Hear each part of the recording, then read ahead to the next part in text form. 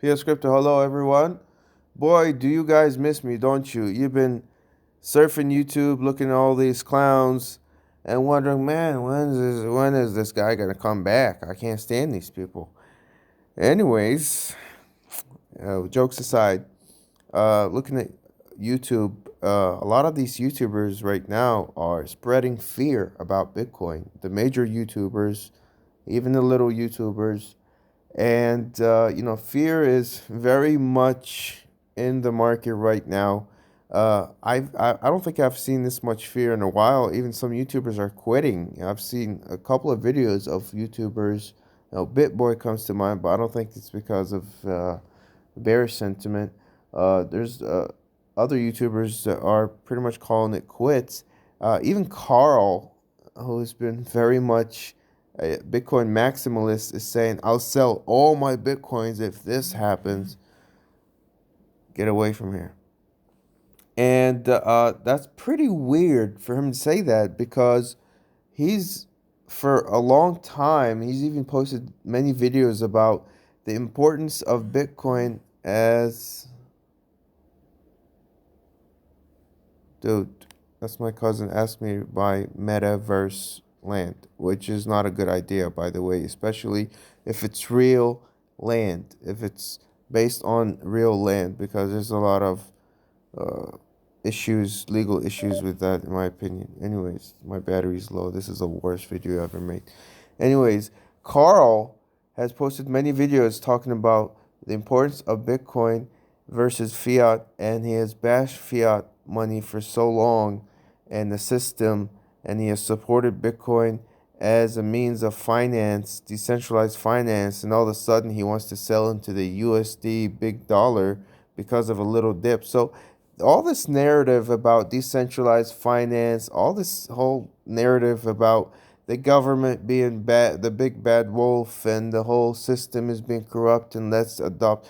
It's all to drive you to buy cryptocurrency.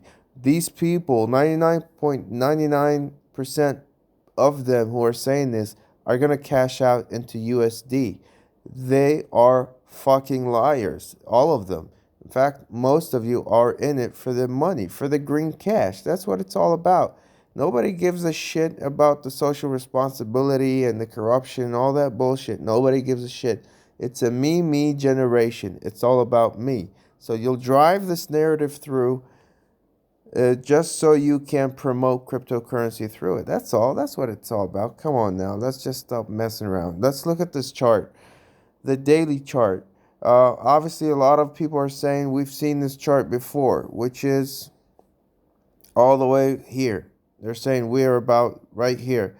But I'll tell you this, uh, one thing about cryptocurrency is, especially Bitcoin, yes, you do get learn a lot by looking left and look at the historical, but a lot of times, especially when there's a short period between two charts that look alike, it does the opposite. A lot of times it does that. So here it's a short period between this right here and this right here. And don't count on it to doing the same thing, even though it looks exactly the same. Even here, it looks a lot like here. Three peaks, and then here you have a little pump. It looks exactly like it, but I'm not falling for it. Now I'm counting on this being a double bottom right here. These two, a double bottom. If not, then I guess it is the same. It could potentially go down to $42,000 or just keep bleeding slowly before it gets to that, which means we're in sort of a sluggish start to the 2022 year, all the way maybe till February, but that's okay. Now, I did make a prediction to $75,000 before the end of January, and honestly, that doesn't look good till now. It doesn't look good. I'm not a time traveler, but I've made very good predictions in the past. But so far, $75,000 before the end of January, which is a prediction I started making 3 months ago.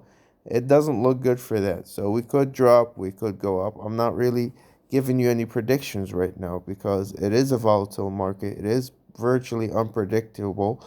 But to give you scenarios, the bearish one would be a double bottom right here, taking us all the way back to about $55,000 almost instantly. Otherwise, we'll start to bleed slowly. We'll probably hit $42,000.